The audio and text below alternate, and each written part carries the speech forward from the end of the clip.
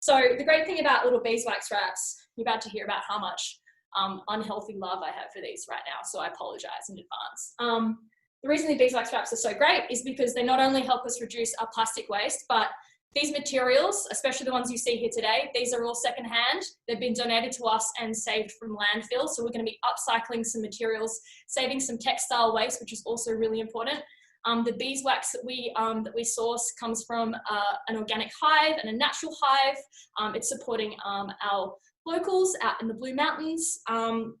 And the resin is sourced locally. So what we're doing is we're also supporting our local communities. We're making sure that money stays in our economy. We're helping reduce textile waste and, just tackling like generally sustainable development issues globally through beeswax wraps. So, nothing like just a small problem that we're trying to overcome here, but so it's great. So really you guys are doing an awesome job. You're doing a bit for the planet. We love it. So now's the oven method. This one's the best one if you think you're gonna, make quite a few wraps at home, but it's just for you and your fam and maybe your friends. So again, anything that touches, I just recommend that you buy an oven tray secondhand from Facebook Marketplace or dedicate an oven tray to being your beeswax wrap tray.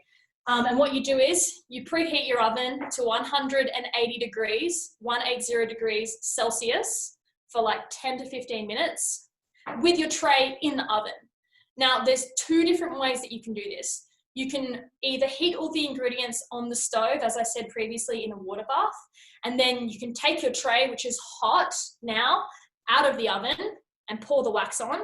If the tray is cold, the wax will harden too quickly before you get to dip your wraps in, okay? So you take your tray out, you put your wrap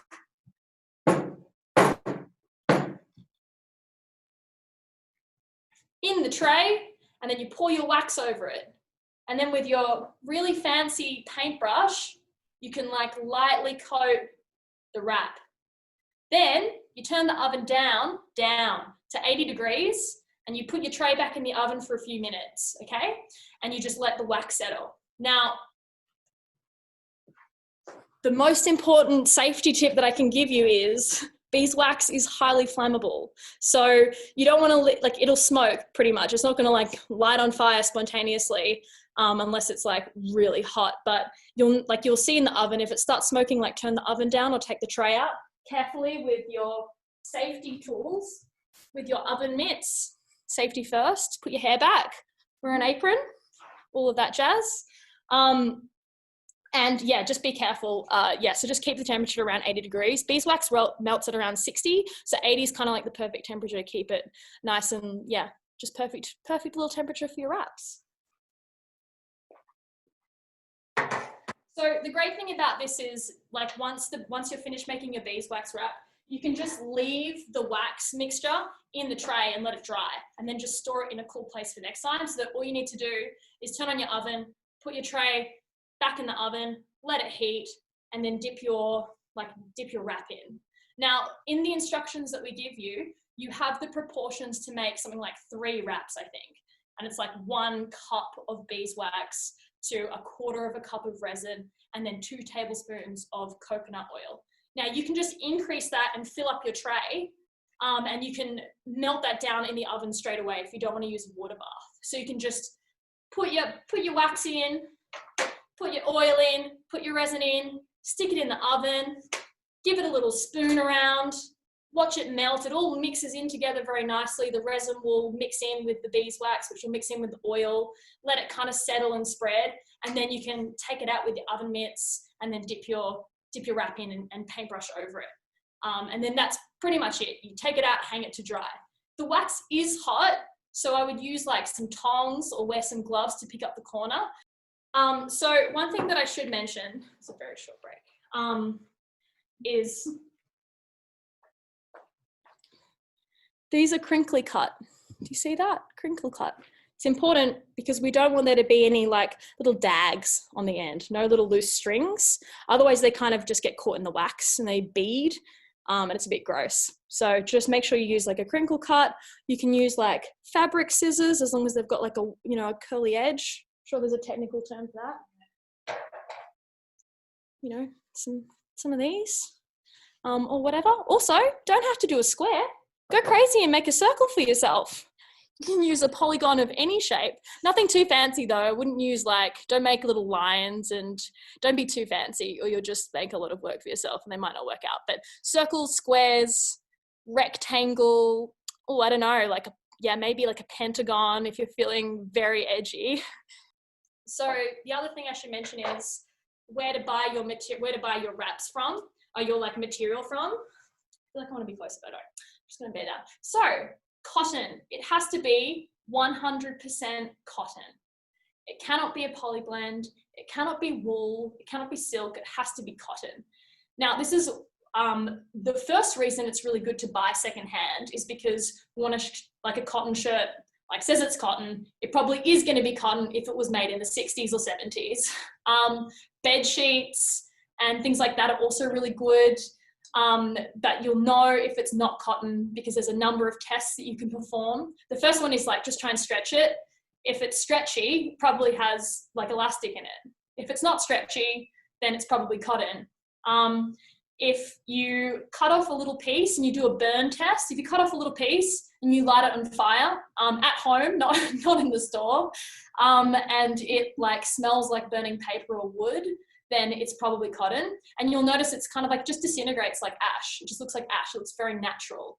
If it kind of squeals up and it's hardens and melts as opposed to burns, then it's probably got plastic in it. If it smells like hair, then it's probably wool or silk. So you just want it to smell like burning wood or paper. You want it to disintegrate really easily, and you don't want it to have any stretch in it. Yeah, please try and avoid anything that's bought new because also the dyes might run with the wax. If you buy something secondhand, it's more likely to have been washed a lot if it was had a careful owner with good personal hygiene. It's always a good idea to rewash anyway. It's got to be cotton. And if it's white, it might just look a bit gross because the beeswax is a yellowy color, so it'll kind of look a bit yellow brown. Anyway, I just recommend something colorful and well washed. But that's the material. So is that all clear, everyone? No one got any questions for now? Okay, cool. We'll just crack on then. So, my God, this is really exciting for Maddie because now she actually gets to make some wraps. Are you ready? Yeah. So, the burner method. This is the deluxe method. It's my favorite because it's the fastest and because it's it's the best one if you want to do workshops.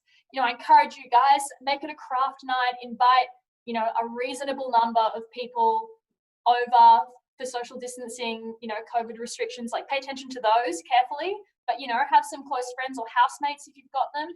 And then, get yourself a burner from Facebook Marketplace. I got 2 for $10. They're great. They're better than an oven and better than the iron method because you can actually they've often got a temperature dial on them. So it's easy to tell when the wax is ready. And you just avoid burning it and you can keep it at a constant temperature. So I really like using the burners. I might actually move it down here. Oh, it can't. It's fine. I'm going to turn it off.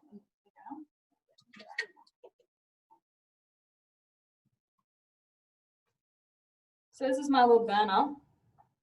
And I've just got the wax mix pre-prepared in here. It takes 5 minutes or so. It only takes 5 minutes or so to actually melt down again. And then I just store these in their boxes somewhere again, in a cool, dry place. So the rule of thumb with the sizing as well, they can kind of be as small as you like, but I'd watch out, if it's your first time, don't make a wrap that's a meter long. It usually can only be as wide as the instrument that you're using to heat the wax in. So for example, my burner is about 45 centimeters wide. So that's about how wide my wrap's going to be. My oven tray was only about 20 by 20 centimeters. So that's about how big my wrap can be, okay?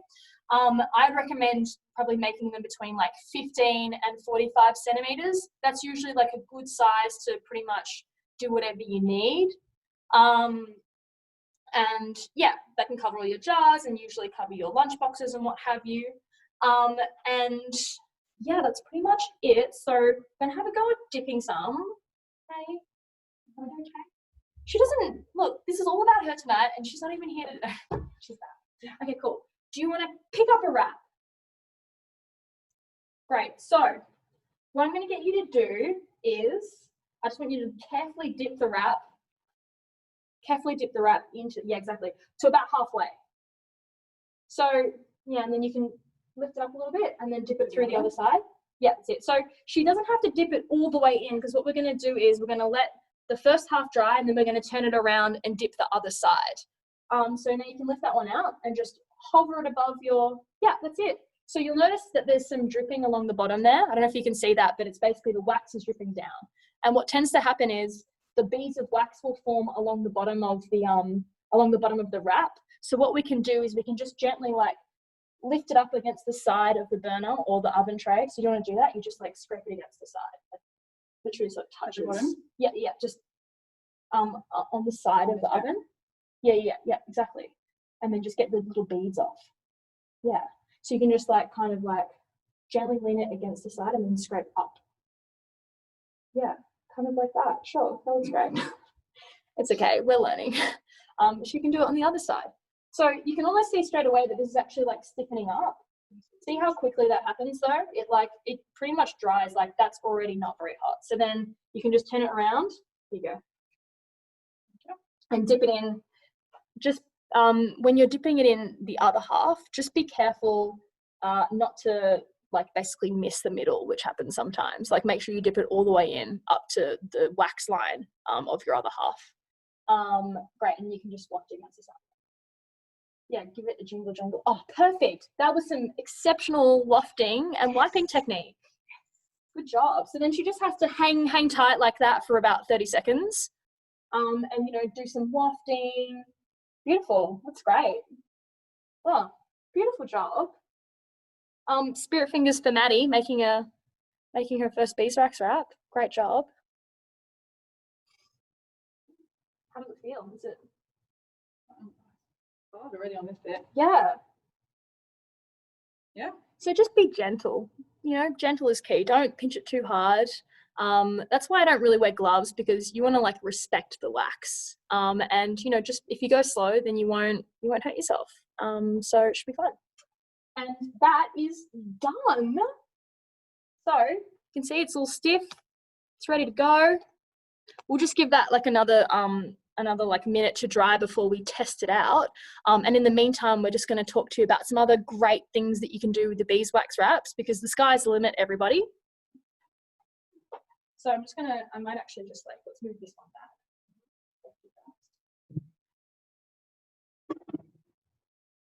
back. Okay, cool. Maddie, would you like to tell us about all the wonderful things that you can do with beeswax wraps? Absolutely. So, I fancied a banana earlier, but I only wanted half of it. And that's absolutely fine, because you can wrap it up with a beeswax wrap. And I just kind of, with this one, you literally just squeeze it. Quite good that it's actually quite sticky in that regard, so it will just actually stick together. So that's a great thing there. So you can keep your fruit nice and fresh. This is also our mock sandwich. So it's really easy when you make a sandwich. You just fold it in the middle, fold the ends in, and I've actually used some string to just keep it together. So if it's in your bag or in your lunch bag or anything like that, it won't fall apart. So that's a great one for sandwiches. We've got two different types of jars. It depends on how sticky or how well used your wraps are. Correct me if I'm wrong. But so we've got, I always seem to have elastic bands kept around in the house, so to keep on reusing them, I have now tied this one around the jar. But this one is quite sticky, so all you actually need to do is squeeze it together, and that stays put. That's awesome. And then the last one is just another reusable lunchbox. Again, this one you just squeeze the edges, make it nice and airtight, and then that's good to go. I think that's what what a demonstration, Maddie. Thank you so much. So actually, your little that wrap there gives me an idea. So preparing for your beeswax wrap. You'll notice that Maddie has tied this wrap onto the jar with the elastic band, because it lacks the tackiness required to do so on its own. So you can't see what I'm feeling right now, but really it just feels like quite dirty fabric as opposed to something that's really tacky. This is like super tacky. The beeswax is what makes it really tacky, and so does like the resin a little bit. And you can see it, like, it takes quite a bit for it to peel off. That's good. That's what you want, okay? So sometimes when our wraps have been used a lot, they just kind of wear away. So, you know, for example, with cleaning. So the one thing I should mention is, or the 100th thing that I should mention is, don't put this anywhere near heat. Hot things can't go in this. Don't put it on your hot bowls. Wait till they cool down. Be patient. Don't put it near the sun or it will melt. Don't give it a little clean in your dishwasher or it will ruin your dishwasher. It just needs to be cleaned down with some like lukewarm soapy water, a lot of love and a gentle sponge. And then you should be able to keep these for years. If they start to lose their tackiness, then we can just reseal them. So Maddie, we'll do that with your wrap since it needs some love and care. Yep. So I might just leave that here because it's only just melted down again. But you can just take that and you can just dip it in. So you can do two things. You can either reseal it with new wax, or if it just looks like the wax has kind of moved on the wrap, but it's still got quite a lot of wax in it, you just heat the pan up, plop your little wrap in, let it heat up, and then the wax will melt and then resettle. Sometimes if you're quite rough with it, then it like peels, and you don't want that. So, you know, you can just, you can just heat your wrap up again and reseal it. And you can do this over and over again. So, that wiping technique again. This wrap is getting a makeover. And this was just totally impromptu, guys. This is a bonus segment. I'd like to introduce you to live caring for your beeswax wraps. So where to store your wraps? The wraps need to be stored in a cool, dry place. You can, now that we've got this one all ready to go, so you can pretty much like just fold them up like this and just put them in the drawer with your tea towels and whatnot. And yeah, it's pretty much it. As long as you just kind of like quite gentle with them, then they should be fine. So that's caring for them, and then resealing them. In terms of end of life treatment, so if you really think, okay, look, beeswax wrap's been going for a decade now, I think it needs to kind of cark it a little bit. You can use them as fire sticks because they're highly flammable, like I said. Take these camping with you. They will be your best friend. They are so good as fire sticks. So you can scrunch these ones up and use them to help light fires. Obviously not bushfires, just camping fires. And otherwise you can kind of like cut them up into little pieces and bury them in your garden and they will eventually degrade, or biodegrade, sorry. Otherwise, some people do feed them to their compost or worm farm, but I don't think the worm farms like them. Like the worms don't like them because they can't breathe through their skin when they kind of encounter the wax. But other things might eat them. So, I mean, look, you can put them in the compost, you can bury them in your garden, you can light them on fire. Just don't put them in your general waste bin, please, or your recycling. How'd you go? Good. Nice. It's good. Yeah. Oh, can't wait to try this out. I hope this works. I'm going to try and reseal your jar. Okay, you ready? Mm-hmm.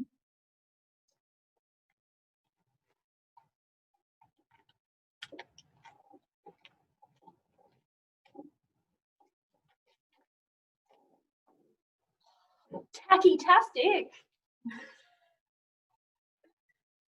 Look at that. It's a tacky jar and a tacky wrap. It worked. So see how you can, thanks Jessica Aileen for your continued encouragement tonight. Appreciate it, girls. Yeah, so that's what you can do. Also, you can make like little sandwich bags. Oh, I can probably show you how to do that as well. You guys are getting pretty sick of me talking to you. Don't worry, this is going to be over soon. And you can ask questions or leave. It's fine. So prepare to have your mind blown because this is a cool thing that you can do. So you just fold the wrap in half. This one's already folded in half. And you just tuck in the little sides, one side and then the other side. And then if you just fold the wrap back the other way, like inside out, you can create like a little sandwich bag. This is done very poorly, but look, or it could be a swimming cap. But yeah, so you can actually create like little bowls and little shapes with them. You can put like cut fruit in them. Just don't put meat in them unless it's cooked, but then not hot. So like cold meats are fine. Like, you know, prosciutto, sure. But don't put any like raw animal products or it'll just go gross. Yeah. But yeah, like I said, they shouldn't go moldy or anything because they're kind of antibiotic as well. yeah, that's pretty much it. There's another question. Yeah, we have It one more says, question. when dipping the fabric to get the beeswax over Yeah. the fabric, is it both sides of the fabric that you put the beeswax on? So, great question, because I do need to clarify. If you're using the oven method, we are laying the wrap down in the oven tray and then brushing over it and letting it settle. So you only have to do it on one side. But if we are using the burning method, you are just dipping the wrap in straight away and then lifting out. So you can dip the other side, unless you want to kind of like, I don't know, let it hang in there for a couple of minutes and let it settle before you turn it around. But I would just recommend dipping it straight in one side, then the other side, and then taking it out, letting it dry a little bit, turning your wrap around, and then doing the same to the other side. So I hope that makes that clear. But yeah, other than that, guys, who has just learned how to make beeswax wraps about 3 times more ways than they need to? Yes, love it. This is so exciting. Oh my God, what a time to be alive. Who's gonna like do beeswax wrap workshops and tell everyone to stop using plastic now? Yeah, that's what I thought. No one, that's fine. It was really good. Yay, thanks, Maddie. So do we have any more questions? When cleaning with lukewarm water, do I need to use detergent or just water?